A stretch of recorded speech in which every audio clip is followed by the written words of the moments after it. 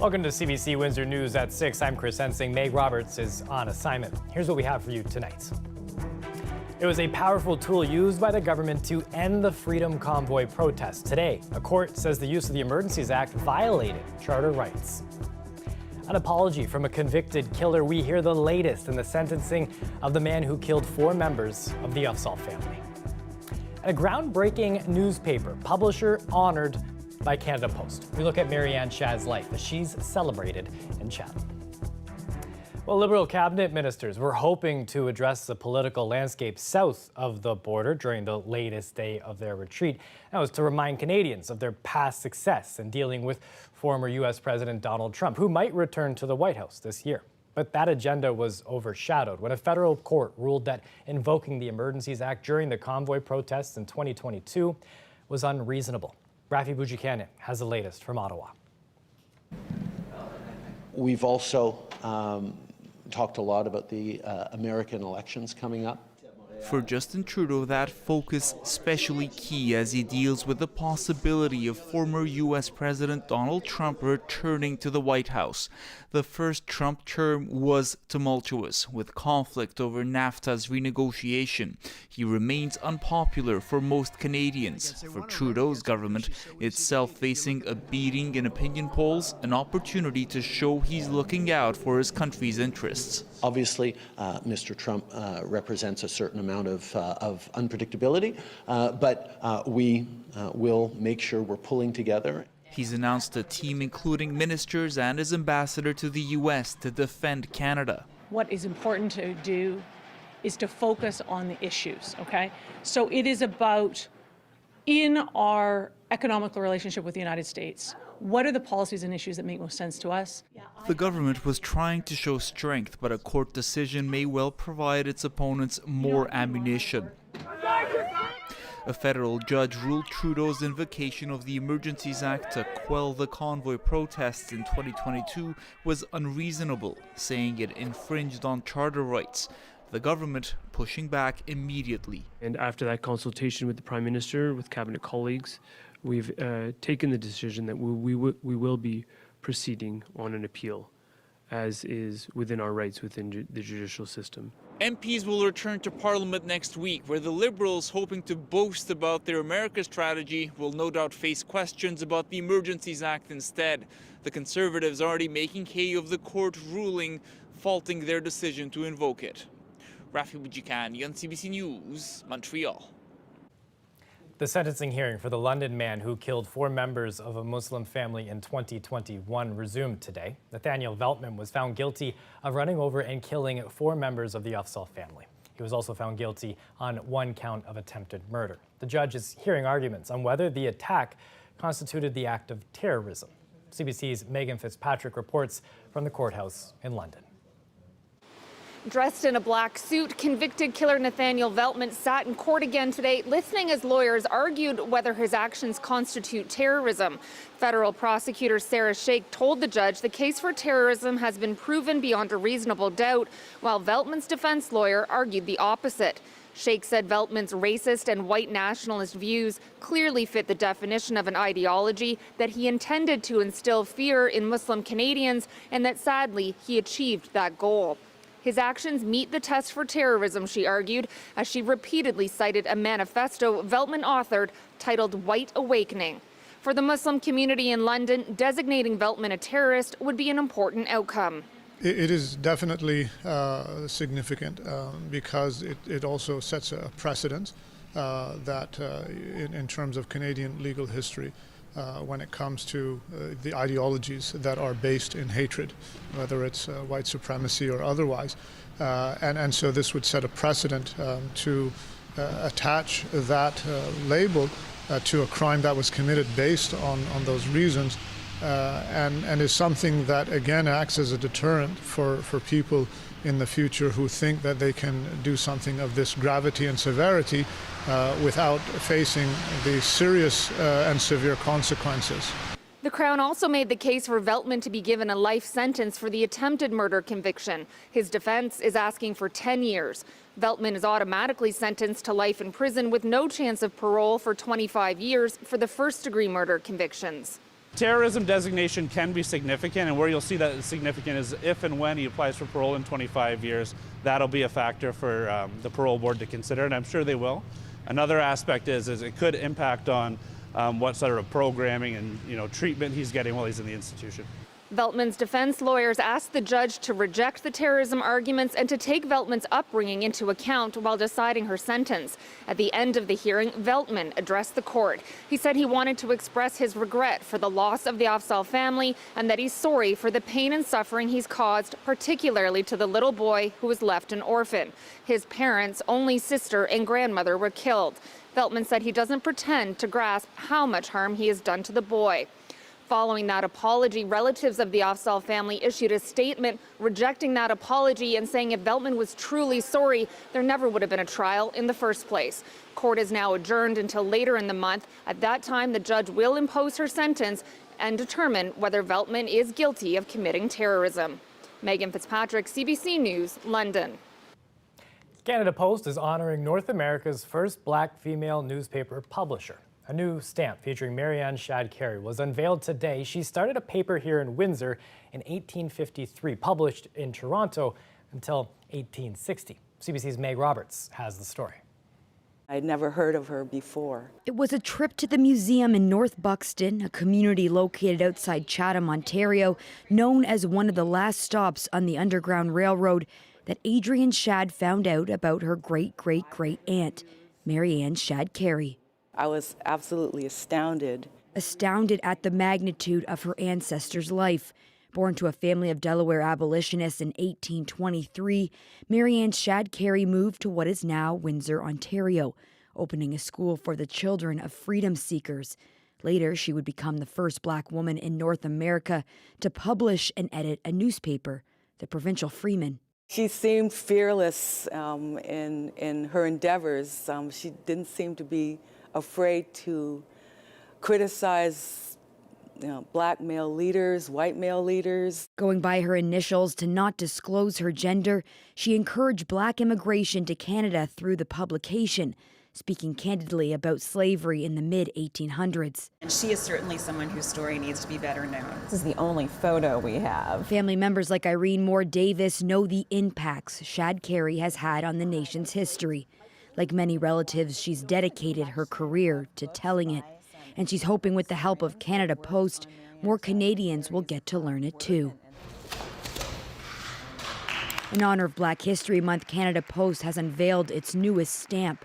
It means so much pride for our family. The stamp was collaborated on by family members who gathered to see the final product in Chatham, Ontario, but also for a rare opportunity to reunite. It's nice to see people and just enjoy the moment and celebrate the iconic Marianne Shad Carey. Marianne Shad's family members celebrating the work she left behind, but it's with their help her legacy of activism and education lives on. Meg Roberts, CBC News, Chatham, Ontario. Windsor police are on the hunt for two suspects after an early morning jewelry heist at the Tecumseh Mall. The police say that a vehicle was used as a battering ram to enter the mall and then get to a jewelry store. Officers responded at around 4 o'clock this morning and found substantial damage at one of the mall's entrances. Take a look at what you can see there. They also found a substantial amount of jewelry missing. Following that discovery, police say they found a vehicle on fire they believe was used at this break and enter. Police are looking for two male suspects, one wearing dark clothing, the other wearing dark clothing with a traffic vest. They're asking people living in the area to check dash cams and surveillance footage for evidence. Anyone with information is being asked to contact Windsor Police or Crime Stoppers. An underground transformer fire has forced the closure of two Windsor City Hall Square buildings. The unexpected shutdown means that services operating out of 350 and 400 City Hall Square are unavailable for at least today because those buildings are without power. Nobody was in the building when the hydro went out around 7 this morning. The city saying that people are working to restore the power. No timeline on when that can be.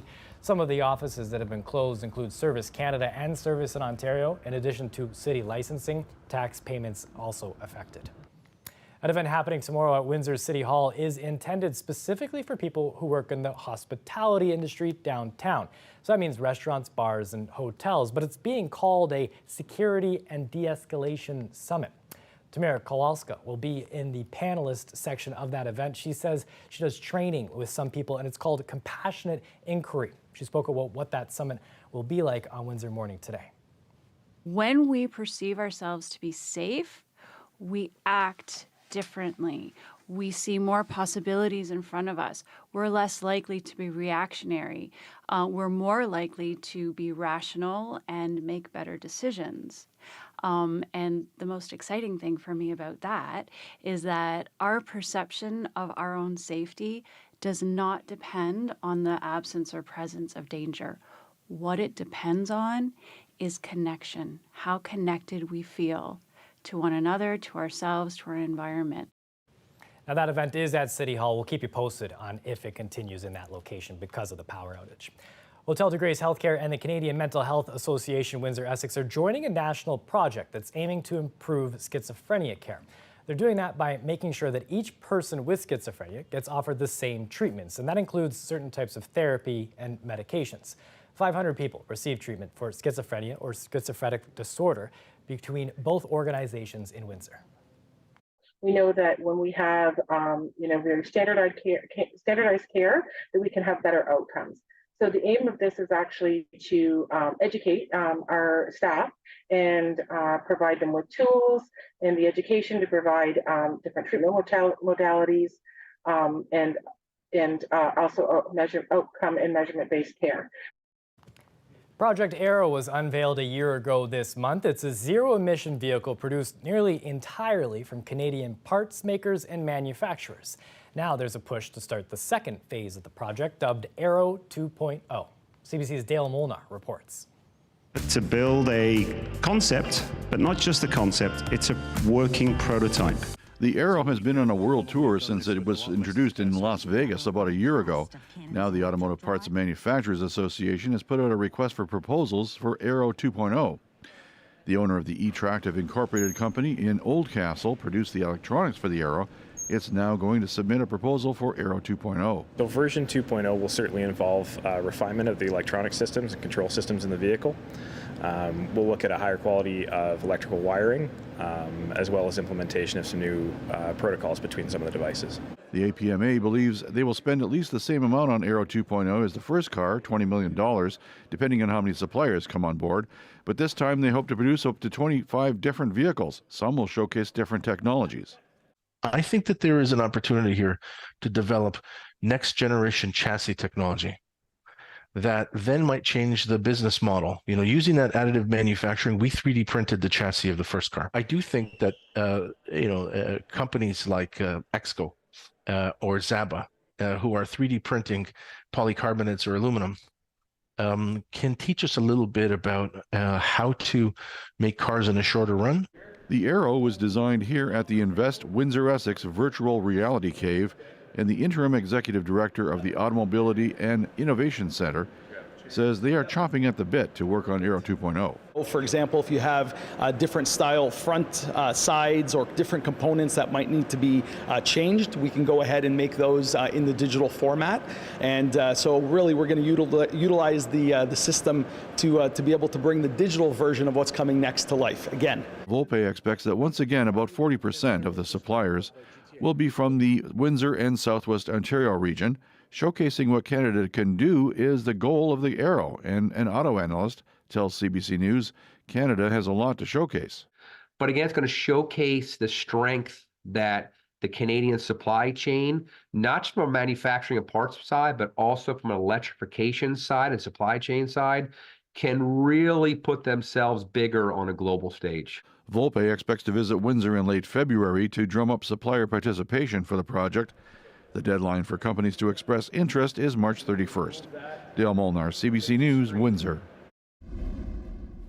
You're looking at new safety gates installed under the Ambassador Bridge. The Detroit International Bridge Company is saying that these gates were installed in late fall as an additional safety and security measure. However, the bridge company declined to say what exactly they hope these gates will accomplish. and if any specific incident prompted the installation. They say that this was a recommendation by an external inspection group as an additional safety and security measure. Each of the gates goes across a portion of piping on the underside of the bridge. It includes a locked gate that provides access if needed. Well, we've talked a lot here about how the Detroit Lions' historic playoff run is affecting businesses, but it's also having an effect on the mood of the team's fans. Now, the Lions have historically been a losing team, but they've clinched a spot in the NFC Championship game for just the second time in franchise history. They're playing for a spot in the Super Bowl.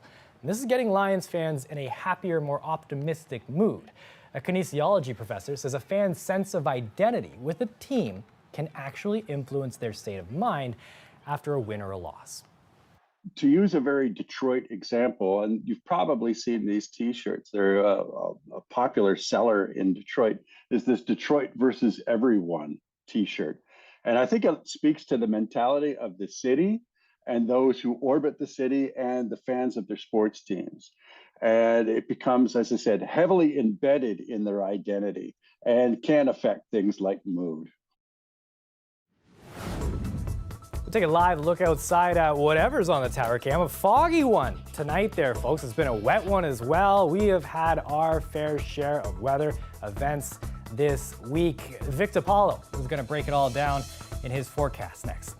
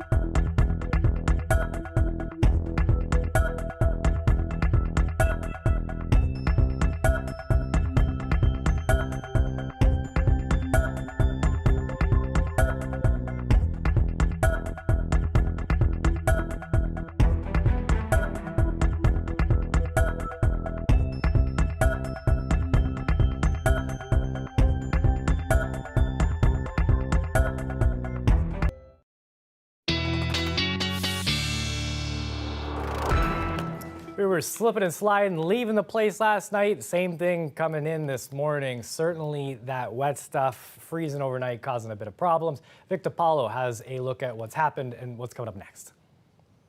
It was a rainy day here in Windsor, and we do have some more rainy days ahead of us. Precipitation is going to be the word of the week because that's what's going to be happening in regards to what's falling from the sky. As you do see behind me, it's not going to be in the snow form.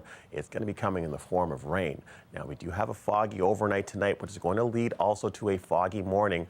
But the main thing here outside of the rain is the continuation of the mild temperatures. It's been a mild winter this week, and we do have some more mild days ahead of us, days where it feels closer to zero.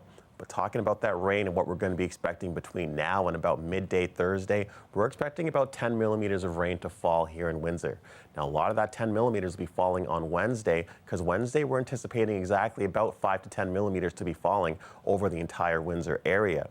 Now, a little bit of fast forward to see what that looks like. Here's that rain system that's coming up from Texas as it works its way towards us. And here's Wednesday's rainfall. It's going to start in your morning, and it's going to last all the way through to about your commute home.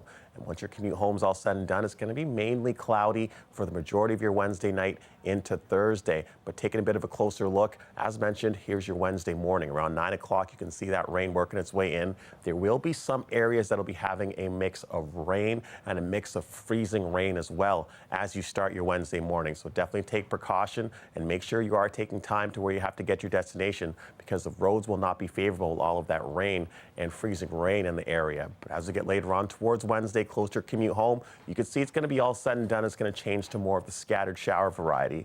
Get a nice bit of a break into your Thursday morning, but the other storm is coming, other system will be coming by closer to around supper time on Thursday. And as you can see, not too far away is that mixed freezing rain as well, so beware for that as well. But it's expecting about 15 millimeters of rain to fall when it comes to your Thursday. Quite the significant amount. But tomorrow morning, when my little Emmy and your little ones are getting ready, it's going to be raining here in Windsor. 2 degrees feeling like zero, cloudy with rain. And a quick look at your 3 and 7 day forecast. Well, back-to-back days of rain. It's going to be a sunny Friday, and then we got some more cloudy days mixed with some freezing rain on Sunday, and then the return of sun on Monday. Stay dry, Windsor. And over to you, Chris. Going to want to keep an eye out for bus cancellations for sure. If it is an icy day, it's the time to catch up on the movies. Oscar nominations are out. We go through the list next.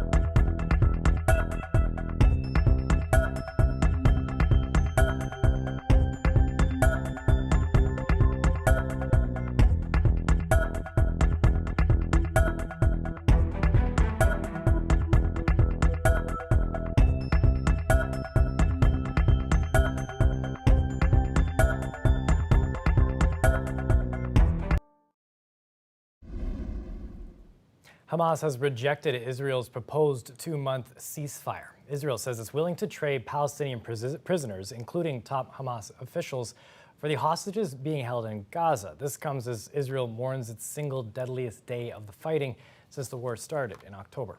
CBC's Sasha Petrusik has the latest. In the rain of Tel Aviv, they marched and mourned. In Jerusalem, they remembered a 23-year-old reservist with prayers and honors. He died on a dangerous mission with no chance to tell his family. We didn't know he went in. We didn't know we were supposed to worry about him. After the deadliest day of conflict for Israel, 24 soldiers were buried today. 21 of them died in a single incident just inside the border with Gaza when mines they were setting exploded, hit by a Hamas rocket. I grieve for every one of them in this unjust war, says Prime Minister Benjamin Netanyahu, a war he vows to continue until total victory. In previous conflicts, high Israeli casualties have turned the public against wars. Less so now, it seems. That's horrible. That's horrendous. It's terrible. You know, it's our sons, it's our brothers. It's terrible. But we got to do what we got to do so that October 7th doesn't happen again. Allahu Akbar. There was grieving in Gaza too, as Palestinian families buried their dead on the grounds of a hospital. It's too dangerous to use cemeteries.